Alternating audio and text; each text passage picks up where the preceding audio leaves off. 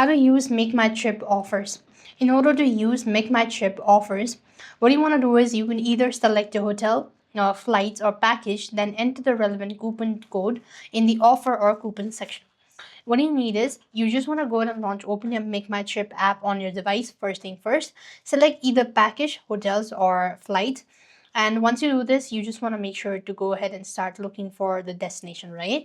Once you do this, you just want to make sure to go ahead and look for this particular reservation if you like to, and select or just tap on select rooms. Once you do this, you will be able to see continue. You could just tap open that up. And during the checkout procedure, what you need is you can simply go ahead and select redeem code options in the field where you could simply add in the code. And that is how you can also use MakeMyTrip offer or redemption code. And with that, you will be able to get certain amount of discounts or benefit as well. So that's how you'll be able to use MakeMyTrip offer. I hope the video was helpful. Make sure to like, share, and subscribe. Thank you for watching. See you in a next video.